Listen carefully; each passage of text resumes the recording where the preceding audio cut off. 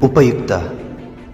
ಇದು ಕಲಿಕೆಯ ಸಾಗರ, ಕಲಿಯುವ ಮನಸ್ಸಿಗೆ ಆಧಾರ, ಕಲಿಯುತ್ತ ನಲಿಯುವ ತಾಯಿ ನುಡಿಯ ಎಂಬಂತೆ ಎಲ್ಲ ಕುಲಕೋಟಿ ಕನ್ನಡಿಗರ ಪಾದಾರವಿಂದಕ್ಕೆ ಶರಣಾಗಿ ಕನ್ನಡ ಭಾಷೆಯನ್ನು ಕಲಿಯುವ ವಿದ್ಯಾರ್ಥಿಗಳಿಗೆ ಹಾಗೂ ಶಿಕ್ಷಕರಿಗೆ ಉಪಯೋಗವಾಗಲೆಂದು ಸಿದ್ಧಪಡಿಸಿರುವ ಒಂದು ಮಾಧ್ಯಮವೇ ಈ ಉಪಯುಕ್ತ. ಗದ್ಯ ವೃಕ್ಷಸಾಕ್ಷಿ. ಬರೆದವರು ದುರ್ಗಸಿಂಹ. ಮೌಖಿಕ ಪರಂಪರೆಯಲ್ಲಿ ಸಾಗಿಬಂದು ಇಂದು ಗ್ರಂಥ ಸ್ವರೂಪ ಪಡೆದಿರುವ ಕನ್ನಡ ಕಥಾ ಸಾಹಿತ್ಯ ಅತ್ಯಂತ ಜನಪ್ರಿಯ ಪ್ರಕಾರ. ಮನರಂಜನೆಯ ಜೊತೆಗೆ ಜೀವನ ಮೌಲ್ಯಗಳಾದ ಸತ್ಯ, ಪ್ರೇಮ, ಅಹಿಂಸೆ, ತ್ಯಾಗ, ನಿಸ್ವಾರ್ಥ ಸೇವೆ ಮುಂತಾದ ವಿಷಯಗಳನ್ನು ಪ್ರತಿಪಾದಿಸುತ್ತವೆ. ದೇವತೆಗಳು, ಮನುಷ್ಯರು, ಪ್ರಾಣಿಗಳು, ಪಕ್ಷಿಗಳು, ಯಕ್ಷ ಯಕ್ಷಿಣಿಯರು, ಅಸುರರು ಮುಂತಾದ ಪಾತ್ರಗಳ ಮೂಲಕ ಕಥೆಗಳು ವಿಸ್ತಾರವನ್ನು ಪಡೆಯುತ್ತವೆ. ಕಥಾ ಸಾಹಿತ್ಯದಲ್ಲಿ ದುರ್ಗಸಿಂಹನ ಪಂಚತಂತ್ರದ ಕಥೆಗಳು ಆಬಾಲ ವೃದ್ಧರಿಗೂ ಪ್ರಿಯವಾಗುತ್ತದೆ. ವಸುಭಾಗಭಟ್ಟನ ಸಂಸ್ಕೃತ ಪಂಚತಂತ್ರ ಕೃತಿಯನ್ನು ದುರ್ಗಸಿಂಹನು ಕನ್ನಡಕ್ಕೆ ಅಳವಡಿಸಿ ಚಂಪೂ ಶೈಲಿಯಲ್ಲಿ ರಚಿಸಿದ್ದಾನೆ. ಪಂಚತಂತ್ರ ಕನ್ನಡ ಸಾಹಿತ್ಯ ಪರಂಪರೆಯನ್ನು ಶ್ರೀಮಂತಗೊಳಿಸಿದ ಕೃತಿಗಳಲ್ಲಿ ಮಹತ್ವದ್ದಾಗಿದೆ. ಕೃತಿಕಾರರ ಪರಿಚಯ. ದುರ್ಗಸಿಂಹ ಕ್ರಿಸ್ತಶಕ 1031 ಕಿಸುಕಾಡು ನಾಡಿನ ಸೈಯಡಿಯಲ್ಲಿ ಜನಿಸಿದನು. ಅಂದರೆ ಈಗಿನ ಗದಗ ಜಿಲ್ಲೆಯ ರೋಣ ತಾಲೂಕಿನ ಸವಡಿ ಎನ್ನುವಂತಹ ಜಾಗದಲ್ಲಿ ದುರ್ಗಸಿಂಹನು ಜನಿಸಿದನು. 1ನೆಯ ಜಗದೇಕಮಲ್ಲನ ಆಸ್ಥಾನದಲ್ಲಿ ದಂಡನಾಯಕನೂ ಸಂಧಿ ವಿಗ್ರಹಿಯೂ ಆಗಿದ್ದನು. ಮತಧರ್ಮ ಸಮನ್ವಯಕಾರನಾದ ಈತ ಸೈಯಡಿಯಲ್ಲಿ ಹಲವಾರು ಹರಿಹರ ಭವನಗಳನ್ನು ನಿರ್ಮಿಸಿದನೆಂದು ತಿಳಿದುಬಂದಿದೆ. ಪಂಚತಂತ್ರ ಎಂಬ ಚಂಪು ಕಾವ್ಯದ ಕರ್ತೃ ಈತನಾಗಿದ್ದಾನೆ. ಪಂಚತಂತ್ರದಲ್ಲಿ ಭೇದ, ಪರೀಕ್ಷಾ, ವಿಶ್ವಾಸ, ವಂಚನ ಮತ್ತು ಮಿತ್ರಕಾರ್ಯ ಎಂಬ 5 ತಂತ್ರಗಳನ್ನಾಧರಿಸಿದ 48 ಉಪಕಥೆಗಳಿವೆ. ಕಾವ್ಯವು 457 ಪದ್ಯಗಳಿಂದಲೂ 230 ಶ್ಲೋಕಗಳಿಂದಲೂ ಕೂಡಿದೆ. ಅದರಲ್ಲಿ ವೃಕ್ಷಸಾಕ್ಷಿ ಒಂದು ವಿಶಿಷ್ಟ ಕಥೆಯಾಗಿದೆ. ಗುಣಾಢ್ಯನಿಂದ ಪೈಶಾಚಿಕ ಭಾಷೆಯಲ್ಲಿ ರಚಿತವಾದ ಬೃಹತ್ ಕಥೆ ವಸುಭಾಗಭಟ್ಟನ ಸಂಸ್ಕೃತ ಪಂಚತಂತ್ರಕ್ಕೆ ಆಕರ.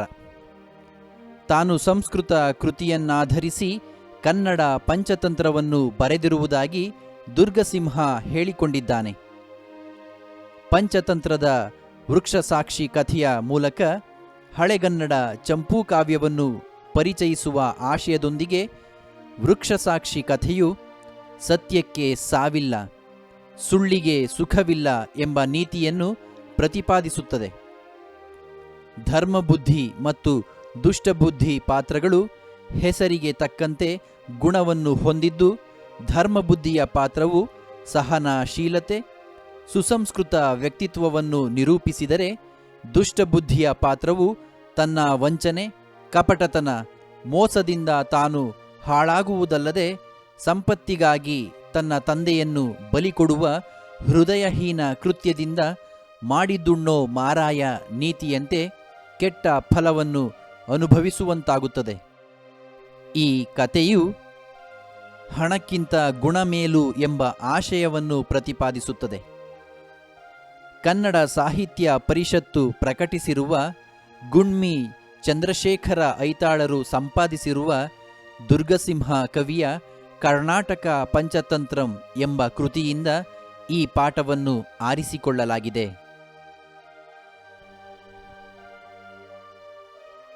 ಮಧುರಾ ನಗರದೊಳಗೆ ಧರ್ಮಬುದ್ಧಿಯುಂ ದುಷ್ಟಬುದ್ಧಿಯುಂ ಎಂಬೀರ್ವರ್ ವಣಿಕ್ಪುತ್ರರ್ ಪುದುವಿನೊಳ್ ಪರುದು ಹೋಗಿ ಪಿರಿದಪ್ಪ ಪೊನ್ನ ಪಡೆದು ಮಗುಳ್ದು ಬಂದು ನಿಜ ಜನ್ಮ ಭೂಮಿಯಪ್ಪ ಮಧುರಾಪುರದ ಬಹಿರುದ್ಯಾನವನದೊಳಗೆ ಬೀಡಂ ಬಿಟ್ಟರ್ಧ ರಾತ್ರಿಯೊಳ್ ಧರ್ಮಬುದ್ಧಿ ದುರ್ಬುದ್ಧಿಯಪ್ಪ ದುಷ್ಟಬುದ್ಧಿಯಂ ಕರೆದು ಪೊನ್ನಂ ಪಚ್ಚುಕೊಳ್ಳುವಮೆನೆ ದುಷ್ಟಬುದ್ಧಿ ಪಾಪಬುದ್ಧಿಯಾಗಲ್ ಬಗೆದಿಂತೆಂದಂ.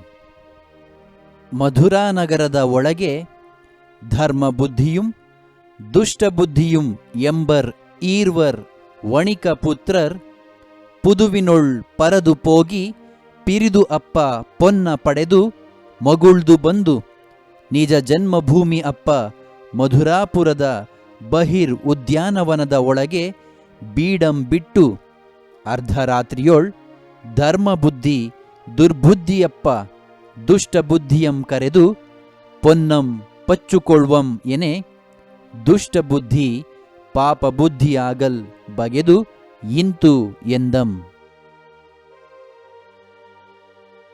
ಮಧುರಾನಗರದ ಒಳಗೆ ಧರ್ಮಬುದ್ಧಿಯುಂ ದುಷ್ಟಬುದ್ಧಿಯುಂ ಎಂಬರ್ ಈರ್ವರ್ ವಣಿಕ್ಪುತ್ರರ್.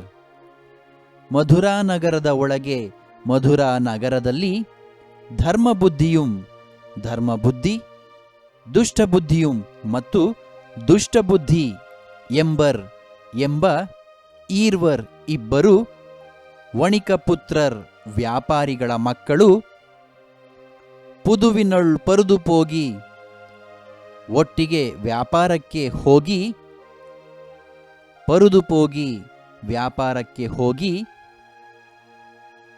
ಪಿರಿದು ಅಪ್ಪ ಬಹಳಷ್ಟು ಅಥವಾ ಇನ್ನಷ್ಟು ಪೊನ್ನಂ ಪಡೆದು ಸಂಪತ್ತನ್ನು ಅಥವಾ ಹೊನ್ನನ್ನು ಪಡೆದು ಸಂಪಾದಿಸಿ ಮಗುಳ್ದು ಬಂದು ಹಿಂತಿರುಗಿ ಬಂದು ವಾಪಸ್ ಬಂದು ನಿಜ ಜನ್ಮಭೂಮಿ ಅಪ್ಪ ಮಧುರಾಪುರದ ಬಹಿರ್ ಉದ್ಯಾನವನದ ಒಳಗೆ ಬೀಡಂಬಿಟ್ಟು ನಿಜ ಜನ್ಮಭೂಮಿ ಅಪ್ಪ ತಮ್ಮ ಹುಟ್ಟೂರಾದ ಮಧುರಾಪುರದ ಬಹಿರ್ ಉದ್ಯಾನವನದ ಒಳಗೆ ಹೊರವಲಯದ ಹೂದೋಟದಲ್ಲಿ ಬೀಡಂಬಿಟ್ಟು ಬೀಡು ಬಿಟ್ಟರು, ಅಲ್ಲಿ ನೆಲೆಸಿದರು. ಆಗ ಅರ್ಧರಾತ್ರಿಯೊಳ್ ಧರ್ಮಬುದ್ಧಿ ದುರ್ಬುದ್ಧಿಯಪ್ಪ ದುಷ್ಟ ಬುದ್ಧಿಯಂ ಕರೆದು ಅರ್ಧರಾತ್ರಿಯಲ್ಲಿ ಅಥವಾ ಅರ್ಧರಾತ್ರಿಯಾದಾಗ ಧರ್ಮಬುದ್ಧಿಯು ದುರ್ಬುದ್ಧಿಯಪ್ಪ ದುರ್ಬುದ್ಧಿಯವನಾದ ದುಷ್ಟ ಬುದ್ಧಿಯನ್ನು ಕರೆದು ಪೊನ್ನಂ ಪಚ್ಚುಕೊಳ್ಳುವಂ ಎನೆ. ಪೊನ್ನಂ ನಾವು ಗಳಿಸಿರುವಂತಹ ಹೊನ್ನನ್ನು ಸಂಪತ್ತನ್ನು ಪಚ್ಚುಕೊಳ್ಳುವಂ ಎನೆ, ಪಾಲು ಮಾಡಿಕೊಳ್ಳೋಣ, ಶೇರ್ ಮಾಡಿಕೊಳ್ಳೋಣ ಎನ್ನಲು ದುಷ್ಟಬುದ್ಧಿ ಪಾಪಬುದ್ಧಿಯಾಗಲ್ ಬಗೆದು ಇಂತು ಎಂದಂ. ದುಷ್ಟಬುದ್ಧಿಯು ಪಾಪಬುದ್ಧಿಯಾಗಲ್ ಪಾಪಬುದ್ಧಿಯನ್ನು ಪಾಪಬುದ್ಧಿಯವನಾಗಿ ಕೆಟ್ಟ ಬುದ್ಧಿಯವನಾಗಿ ಬಗೆದು ಹೊಂದಿದವನಾಗಿ ಪಾಪಬುದ್ಧಿಯವನಾಗಿ ಇಂತು ಎಂದನ್. ಹೀಗೆ ಹೇಳಿದನು ಅಥವಾ ಹೀಗೆಂದನು. ಮಧುರಾನಗರದಲ್ಲಿದ್ದ ಧರ್ಮಬುದ್ಧಿ ಮತ್ತು ದುಷ್ಟಬುದ್ಧಿ ಎಂಬ ಇಬ್ಬರು ವ್ಯಾಪಾರಿಗಳ ಮಕ್ಕಳು ಒಟ್ಟಿಗೆ ವ್ಯಾಪಾರಕ್ಕಾಗಿ ಹೋಗಿ ಬಹಳಷ್ಟು ಸಂಪತ್ತನ್ನ ಪಡೆದು ಹಿಂತಿರುಗಿ ಬಂದು ತಮ್ಮ ಹುಟ್ಟೂರಾದ ಮಧುರಾಪುರದ ಹೊರವಲಯದಲ್ಲಿ ಆಚೆಯ ಜಾಗದಲ್ಲಿ ಇರುವಂತಹ ಹೂದೋಟದಲ್ಲಿ ಬೀಡು ಬಿಟ್ಟರು, ಅಲ್ಲಿಯೇ ನೆಲೆಸಿದರು, ವಿಶ್ರಾಂತಿ ತೆಗೆದುಕೊಂಡರು. ಆಗ ಆ ಸಂದರ್ಭದಲ್ಲಿ ಅರ್ಧರಾತ್ರಿಯಾಗಿರುತ್ತದೆ. ಧರ್ಮಬುದ್ಧಿಯು ದುರ್ಬುದ್ಧಿಯವನಾದಂತಹ ದುಷ್ಟಬುದ್ಧಿಯನ್ನು ಕರೆದು ಗಳಿಸಿರುವ ಹೊನ್ನನ್ನು ನಾವೀಗ ಪಾಲು ಮಾಡಿಕೊಳ್ಳೋಣ ಎಂದು ಕೇಳುತ್ತಾನೆ. ಆಗ ದುಷ್ಟಬುದ್ಧಿಯು ಕೆಟ್ಟ ಬುದ್ಧಿಯನ್ನು ಹೊಂದಿದವನಾಗಿ ಪಾಪ ಬುದ್ಧಿಯವನಾಗಿ ಈ ರೀತಿಯಾಗಿ ಹೇಳುತ್ತಾನೆ. ನಾವೀ ಪೊನ್ನಂ ಪೊಚ್ಚುಕೊಂಡು ಮನೆಯೊಳ್ ಸ್ವೇಚ್ಛೆಯಿಂದಿರ್ಪವರಲ್ಲಂ, ಮತ್ತಂ ಪರುದು ಓಗವೇಳ್ಕುಂ ಮದು ಕಾರಣದಿಂ, ನಿನಗ ಮೆನಗಂ ಬೀಯಕ್ಕೆ ತಕ್ಕನಿತು ಪೊನ್ನಂ ಕೊಂಡು ಮಿಕ್ಕ ಪೊನ್ನನೆಲ್ಲಮನಿಲ್ಲಿಯೇ ಮಡಂಗುವ ಮೆನೆ.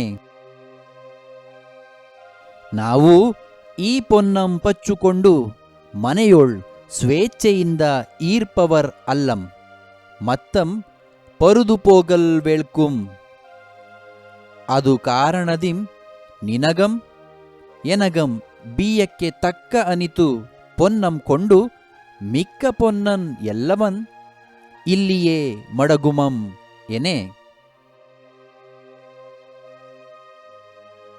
ನಾವು ಈ ಪೊನ್ನಂ ಪಚ್ಚುಕೊಂಡು ನಾವು ಈ ಹೊನ್ನನ್ನ ಹಂಚಿಕೊಂಡು ಮನೆಯೊಳ್ ಸ್ವೇಚ್ಛೆಯಿಂದ ಈರ್ಪವರ್ ಅಲ್ಲಂ ಮನೆಯಲ್ಲಿ ಸ್ವೇಚ್ಛೆಯಿಂದ ನೆಮ್ಮದಿಯಿಂದ ಈರ್ಪವರ್ ಅಲ್ಲಂ ಇರುವವರು ಅಲ್ಲ.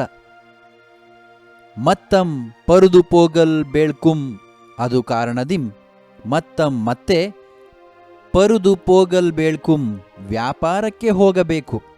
ಅದು ಕಾರಣದಿಂ ಆದ ಕಾರಣದಿಂದ ನಿನಗಂ ಎನಗಂ ಬೀಯಕ್ಕೆ ತಕ್ಕ ಅನಿತು ಪೊನ್ನಂ ಕೊಂಡು. ನಿನಗಂ ಎನಗಂ ನಿನಗೂ ನನಗೂ ಬೀಯಕ್ಕೆ ತಕ್ಕ ಅನಿತು ವೆಚ್ಚಕ್ಕೆ ಬೇಕಾದಷ್ಟು ಖರ್ಚಿಗೆ ಬೇಕಾಗುವಷ್ಟು ಅನಿತು ಪೊನ್ನಂ ಕೊಂಡು. ತಕ್ಕ ಅನಿತು ಪೊನ್ನಂ ಬೀಯಕ್ಕೆ ವೆಚ್ಚಕ್ಕೆ ತಕ್ಕ ಅನಿತು ಬೇಕಾಗುವಷ್ಟು ಪೊನ್ನಂ ಹೊನ್ನನ್ನ ಕೊಂಡು ತೆಗೆದುಕೊಂಡು ಮಿಕ್ಕ ಪೊನ್ನನ್ ಎಲ್ಲಮನ್ ಇಲ್ಲಿಯೇ ಮಡಂಗುವಂ ಎನೆ. ಮಿಕ್ಕ ಪೊನ್ನನ್ ಎಲ್ಲವನ್ ಮಿಕ್ಕ ಉಳಿದಂತಹ ಹೊನ್ನೆಲ್ಲವನ್ನೂ ಸಂಪತ್ತೆಲ್ಲವನ್ನೂ ಇಲ್ಲಿಯೇ ಮಡಂಗುವಂ ಎನೆ. ಇಲ್ಲಿಯೇ ಮಡಂಗುವಂ ಇಡೋಣ ಎನೆ ಎಂದು ಹೇಳಲು ನಾವು ಈ ಹೊನ್ನನ್ನು ಹಂಚಿಕೊಂಡು ಮನೆಯಲ್ಲಿ ಸ್ವೇಚ್ಛೆಯಿಂದ ಆರಾಮಾಗಿ ಇರುವವರು ಅಲ್ಲ, ಮತ್ತೆ ವ್ಯಾಪಾರಕ್ಕೆ ಹೋಗಬೇಕು. ಆದ ಕಾರಣದಿಂದ ನಿನಗೂ ನನಗೂ ವೆಚ್ಚಕ್ಕೆ ಬೇಕಾಗುವಷ್ಟು ಹೊನ್ನನ್ನು ತೆಗೆದುಕೊಂಡು ಉಳಿದ ಹೊನ್ನೆಲ್ಲವನ್ನು ಇಲ್ಲಿಯೇ ಇಡೋಣ ಎಂದು ಹೇಳಲು ಧರ್ಮಬುದ್ಧಿಯ ಪಾಪ ಕರ್ಮನಂ ತನ್ನ ಮನದನ್ನನೆಂದೇ ಬಗೆದು ಮದರ್ಕೊಂಡಂಬಟ್ಟೊಂದು ಮಹಾವಟ ವಿಟಪಿಯ ಕೆಲದೊಳ್ ಪೊನ್ನಂ ಪೂಳ್ದು ಮರು ದಿವಸಂ ಮೀರ್ವರುಂ ಪೊಳಲಂ ಪೊಕ್ಕು ಇಷ್ಟ ವಿಷಯ ಸುಖಗಳನ್ನನುಭವಿಸುತ್ತಿರ್ದು. ಧರ್ಮಬುದ್ಧಿ ಆ ಪಾಪಕರ್ಮನಂ ತನ್ನ ಮನದನ್ನನ್ ಎಂದೇ ಬಗೆದುಂ ಅದಕ್ಕೆ ಒಡಂಬಟ್ಟು ಒಂದು ಮಹಾ ವಟ ವಿಟಪಿಯ ಕೆಲದೊಳ್ ಪೊನ್ನಂ ಪೂಳ್ದು ಮರು ದಿವಸಂ ಈರ್ವರುಂ ಪೊಳಲಂ ಪೊಕ್ಕು ಇಷ್ಟ ವಿಷಯ ಸುಖಗಳನ್ನನ್ ಅನುಭವಿಸುತ್ತಾ ಇರ್ದು. ಧರ್ಮಬುದ್ಧಿ ಆ ಪಾಪಕರ್ಮನಂ ತನ್ನ ಮನದನ್ನನ್ ಎಂದೇ. ಧರ್ಮಬುದ್ಧಿಯು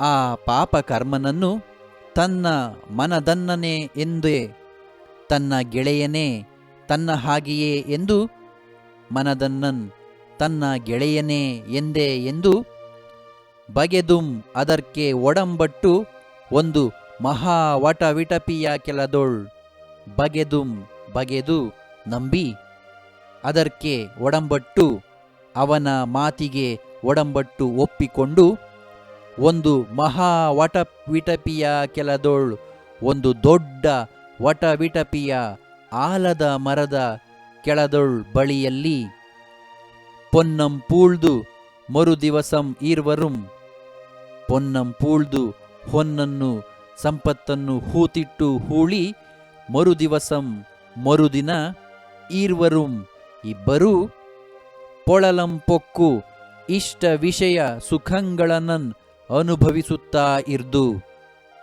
ಪೊಳಲಂ ಪೊಕ್ಕು ನಗರಕ್ಕೆ ಹೋಗಿ ತನ್ನ ಊರಿಗೆ ಹೋಗಿ ಇಷ್ಟ ವಿಷಯ ತಮಗೆ ಇಷ್ಟವಾದಂತಹ ಎಲ್ಲ ವಿಷಯಗಳನ್ನು ಸುಖಗಳನ್ನನ್ ಇಷ್ಟ ವಿಷಯ ಸುಖಗಳನ್ನನ್ ತಮಗೆ ಇಷ್ಟವಾದಂತಹ ವಿಷಯ ಸುಖಗಳನ್ನು ಅನುಭವಿಸುತ್ತಿದ್ದರು. ಧರ್ಮಬುದ್ಧಿಯು ಆ ಪಾಪಕರ್ಮನನ್ನು ತನ್ನವನೇ ತನ್ನ ಗೆಳೆಯನೇ ಎಂದು ನಂಬಿ ಬಗೆದು ನಂಬಿ ಅವನ ಮಾತಿಗೆ ಒಪ್ಪಿಕೊಂಡು ಒಂದು ದೊಡ್ಡ ಆಲದ ಮರದ ಬಳಿಯಲ್ಲಿ ಹೊನ್ನನ್ನು ಹೂಳಿ ಮರುದಿನ ಅವರಿಬ್ಬರೂ ನಗರಕ್ಕೆ ಹೋಗಿ ಮಥುರಾ ನಗರಕ್ಕೆ ಹೋಗಿ ತಮ್ಮ ಇಷ್ಟ ವಿಷಯ ಸುಖಗಳನ್ನು ಅನುಭವಿಸುತ್ತಿದ್ದರು. ದುಷ್ಟ ಬುದ್ಧಿ ಧರ್ಮ ಬುದ್ಧಿಯಂ ವಂಚಿಸಿ ಪೋಗಿ ಪೊನ್ನ ನೆಲ್ಲಮಂ ಕೊಂಡು ಕುಳಿಯಂ ಮುನ್ನಿನಂತೆ ಪೂಳ್ದು ಕೆಲವಾನುಂ ದಿವಸಕ್ಕೆ ತಾನೇ ಧರ್ಮ ಬುದ್ಧಿಯಲ್ಲಿಗೆ ಒಂದು.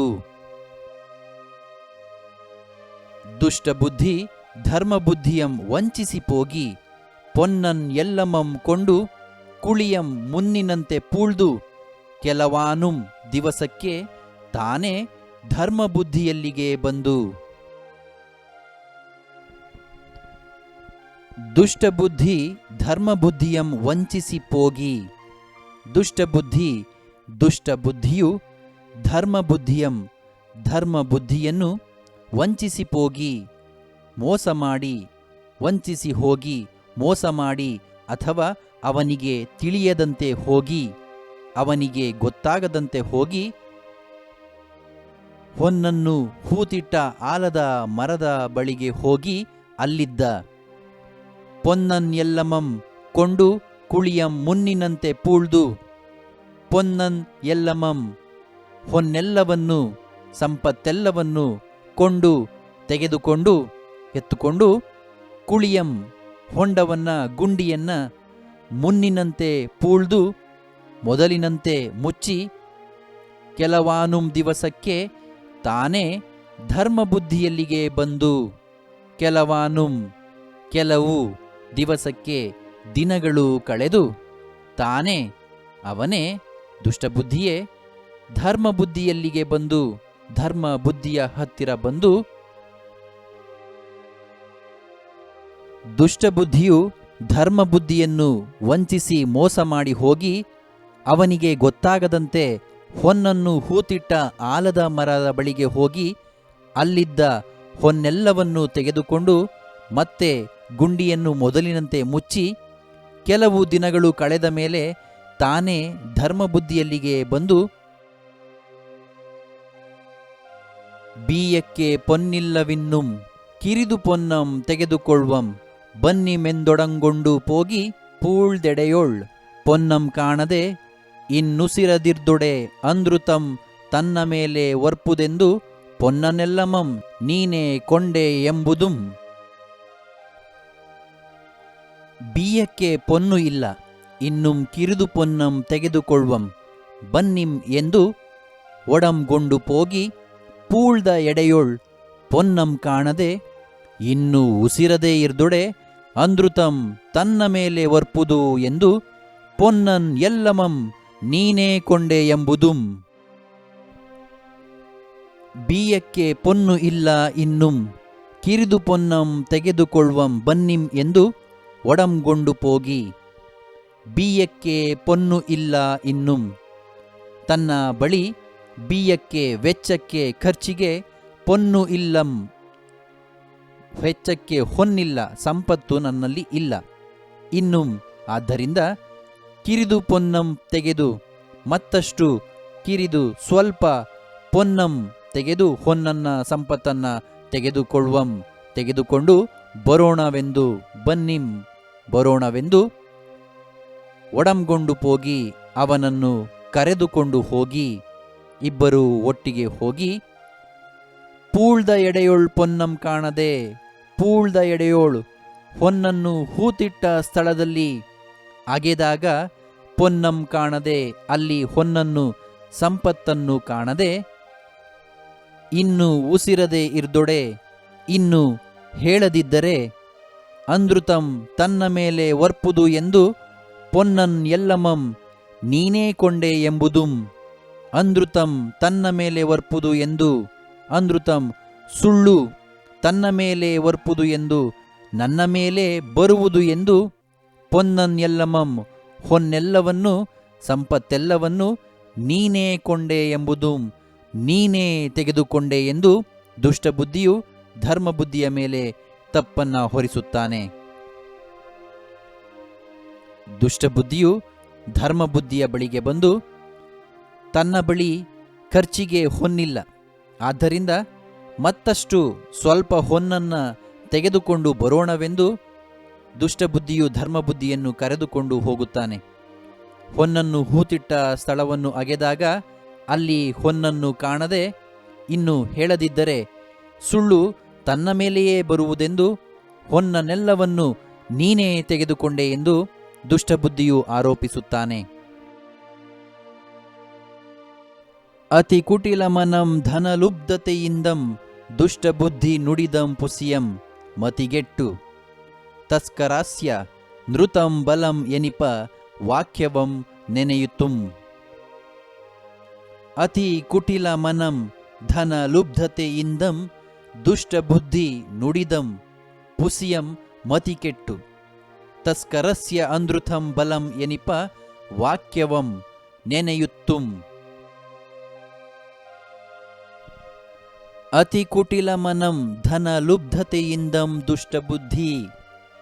ಅತಿ ಕುಟಿಲ ಮನಂ, ಅತಿ ಕುಟಿಲ ಕೆಟ್ಟ ಮನಸ್ಸನ್ನು, ಧನ ಲುಬ್ಧತೆಯಿಂದಂ ಹಣದ ಮೇಲಿನ ವ್ಯಾಮೋಹದಿಂದನೂ, ದುಷ್ಟಬುದ್ಧಿಯು ಅತಿ ಕುಟಿಲ ಮನಸ್ಸನ್ನು ಹೊಂದಿದವನು ಧನದ ಮೇಲಿನ, ಸಂಪತ್ತಿನ ಮೇಲಿನ ಅತಿಯಾದಂತಹ ವ್ಯಾಮೋಹದಿಂದ, ಲೋಭತನದಿಂದ ದುಷ್ಟಬುದ್ಧಿಯು ನುಡಿದಂ ಪುಸಿಯಂ ಮತಿಕೆಟ್ಟು, ನುಡಿದನು ಹೇಳಿದನು, ಪುಸಿಯಂ ಮತಿಕೆಟ್ಟು, ಪುಸಿಯಂ ಸುಳ್ಳನ್ನು, ಮತಿಕೆಟ್ಟು ಬುದ್ಧಿಹೀನನಾಗಿ ಬುದ್ಧಿಕೆಟ್ಟು.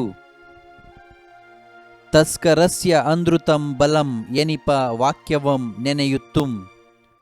ತಸ್ಕರಸ್ಯ ಅನೃತಂ ಬಲಂ, ಕಳ್ಳನಿಗೆ ಸುಳ್ಳೇ ತನ್ನ ಶಕ್ತಿ. ತಸ್ಕರಸ್ಯ ನಮೃತ ಬಲಂ, ಕಳ್ಳನಿಗೆ ಅನೃತಂ ಸುಳ್ಳೇ ಬಲಂ ತನ್ನ ಶಕ್ತಿ. ಎನಿಪ ಎಂಬ ವಾಕ್ಯವನ್ನು ನೆನೆಯುತ್ತುಂ, ನೆನೆಯುತ್ತಾ ಸುಳ್ಳನ್ನು ದುಷ್ಟಬುದ್ಧಿಯು ಹೇಳಿದನು. ಕಳ್ಳನಿಗೆ ಸುಳ್ಳೇ ಪ್ರಧಾನ ಎಂಬ ವಾಕ್ಯವನ್ನು ನೆನೆಯುತ್ತಾ ದುಷ್ಟಬುದ್ಧಿಯು ಈ ರೀತಿಯಾಗಿ ಸುಳ್ಳನ್ನು ಧರ್ಮಬುದ್ಧಿಯ ಮೇಲೆ ಹೊರಿಸುತ್ತಾನೆ. ಕೆಟ್ಟ ಮನಸ್ಸನ್ನು ಹೊಂದಿದವನಾದಂತಹ ಧನದ ಮೇಲಿನ ವ್ಯಾಮೋಹದಿಂದ ದುಷ್ಟಬುದ್ಧಿಯು ಸುಳ್ಳನ್ನು ಬುದ್ಧಿಕೆಟ್ಟು ನುಡಿಯುತ್ತಾನೆ. ಕಳ್ಳನಿಗೆ ಸುಳ್ಳೇ ತನ್ನ ಶಕ್ತಿ ಎಂಬ ವಾಕ್ಯವನ್ನು ನೆನೆಯುತ್ತಾ ಸುಳ್ಳನ್ನು ದುಷ್ಟಬುದ್ಧಿಯು ಹೇಳಿದನು. ಇಲ್ಲಿ ಕಳ್ಳನಿಗೆ ಸುಳ್ಳೇ ಪ್ರಧಾನವಾಗಿ ಕಂಡುಬರುತ್ತದೆ. ಅದರಂತೆಯೇ ದುಷ್ಟಬುದ್ಧಿಯು ಸುಳ್ಳನ್ನು ಹೇಳುತ್ತಾನೆ. ಮಧುರ ನಗರದಲ್ಲಿದ್ದಂತಹ ಧರ್ಮಬುದ್ಧಿ ಮತ್ತು ದುಷ್ಟಬುದ್ಧಿ ಎಂಬ ಇಬ್ಬರು ವ್ಯಾಪಾರಿಗಳ ಮಕ್ಕಳು ಒಟ್ಟಿಗೆ ವ್ಯಾಪಾರಕ್ಕಾಗಿ ಹೋಗಿ ಮತ್ತಷ್ಟು ಸಂಪತ್ತನ್ನು, ಹೊನ್ನನ್ನು ಪಡೆದು ಹಿಂತಿರುಗಿ ಬರುತ್ತಾರೆ. ಎಲ್ಲಿಗೆ ಬರುತ್ತಾರೆ? ತಮ್ಮ ಹುಟ್ಟೂರಾದಂತಹ ಮಧುರಾಪುರದ ಹೊರವಲಯದಲ್ಲಿ, ಊರಿನ ಆಚೆಯಲ್ಲಿ ಒಂದು ಹೂದೋಟದಲ್ಲಿ ಬೀಡನ್ನು ಬಿಡುತ್ತಾರೆ. ಅಲ್ಲಿ ನೆಲೆಸುತ್ತಾರೆ. ಅರ್ಧರಾತ್ರಿಯಾದಾಗ ಧರ್ಮಬುದ್ಧಿಯು ದುರ್ಬುದ್ಧಿಯವನಾದಂತಹ ದುಷ್ಟಬುದ್ಧಿಯನ್ನು ಕರೆದು, ಗಳಿಸಿರುವಂತಹ ಹೊನ್ನನ್ನು ನಾವಿಬ್ಬರು ಪಾಲು ಮಾಡಿಕೊಳ್ಳೋಣ ಎಂದು ಹೇಳುತ್ತಾನೆ. ಆಗ ದುಷ್ಟಬುದ್ಧಿಯು ಪಾಪ ಬುದ್ಧಿಯನ್ನು ಹೊಂದಿದವನಾಗಿ, ಕೆಟ್ಟ ಆಲೋಚನೆಯನ್ನು ಹೊಂದಿದವನಾಗಿ ಹೀಗೆ ಹೇಳುತ್ತಾನೆ: ನಾವು ಈ ಹೊನ್ನನ್ನು ಹಂಚಿಕೊಂಡು ಮನೆಯಲ್ಲಿ ಸ್ವೇಚ್ಛೆಯಿಂದ ಆರಾಮವಾಗಿ ಯಾವುದೇ ಯೋಚನೆಯಿಲ್ಲದೆ ಇರುವಂಥವರು ಅಲ್ಲ. ಮತ್ತೆ ನಾವು ವ್ಯಾಪಾರಕ್ಕೆ ಹೋಗಬೇಕು. ಆದ್ದರಿಂದ ನಿನಗೂ ನನಗೂ ಖರ್ಚಿಗೆ ಬೇಕಾಗುವಷ್ಟು ಸಂಪತ್ತನ್ನು ತೆಗೆದುಕೊಳ್ಳೋಣ. ಉಳಿದ ಹೊನ್ನೆಲ್ಲವನ್ನು ಇಲ್ಲಿಯೇ ಈ ಉದ್ಯಾನವನದಲ್ಲಿ, ಈ ಹೂವಿನ ತೋಟದಲ್ಲಿಯೇ ಇಡೋಣ ಎಂದು ಹೇಳುತ್ತಾನೆ. ಆಗ ದುಷ್ಟಬುದ್ಧಿಯ ಮಾತಿಗೆ ಧರ್ಮಬುದ್ಧಿಯು ಒಪ್ಪಿ, ಈ ಪಾಪಕರ್ಮನನ್ನು ತನ್ನ ನಿಜವಾದ ಗೆಳೆಯನೇ ನನ್ನ ಹಾಗೆಯೇ ಎಂದು ನಂಬಿ ಅವನ ಮಾತಿಗೆ ಒಪ್ಪಿಕೊಂಡು ಆ ತೋಟದಲ್ಲಿದ್ದಂತಹ ಒಂದು ದೊಡ್ಡ ಆಲದ ಮರದ ಕೆಳಗೆ ಬಳಿಯಲ್ಲಿ ಹತ್ತಿರದಲ್ಲಿ ತಾವು ಗಳಿಸಿರುವಂತಹ ಹೊನ್ನೆಲ್ಲವನ್ನು ಹೂಳಿಡುತ್ತಾರೆ. ಮಾರನೆಯ ದಿನ ಇಬ್ಬರೂ ಕೂಡ ಮಥುರಾ ನಗರಕ್ಕೆ ಹೋಗಿ ತಮ್ಮ ಊರಿಗೆ ಹೋಗಿ ತಮಗೆ ಇಷ್ಟವಾದಂತಹ ಎಲ್ಲ ವಿಷಯ ಸುಖಗಳನ್ನು ಅನುಭವಿಸುತ್ತಾ ಇರುತ್ತಾರೆ.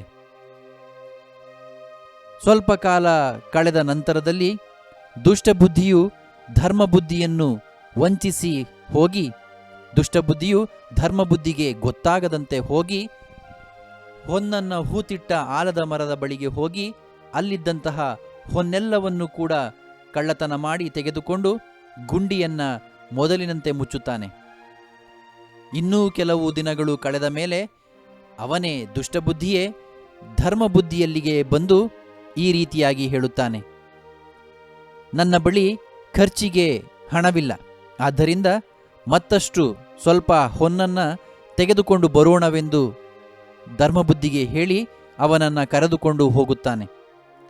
ಊರ ಆಚೆಯ ತೋಟದಲ್ಲಿ ಹೂತಿಟ್ಟ ಸ್ಥಳವನ್ನು ಅಗೆದಾಗ ಅಲ್ಲಿ ತಮ್ಮ ಹೊನ್ನು ಸಂಪತ್ತು ಕಾಣದೆ, ಇನ್ನು ನಾನು ಉಸುರದಿದ್ದರೆ ಹೇಳ್ದಿದ್ರೆ ಸುಳ್ಳು, ನಾನು ಹೊರಿಸುವಂತಹ ಸುಳ್ಳು ನನ್ನ ಮೇಲೆಯೇ ಬರುವುದೆಂದು ದುಷ್ಟಬುದ್ಧಿ ಹೊನ್ನೆಲ್ಲವನ್ನು ಸಂಪತ್ತೆಲ್ಲವನ್ನ ಧರ್ಮಬುದ್ಧಿ ನೀನೇ ತೆಗೆದುಕೊಂಡೆ ಎಂದು ಅವನ ಮೇಲೆ ಆರೋಪಿಸುತ್ತಾನೆ.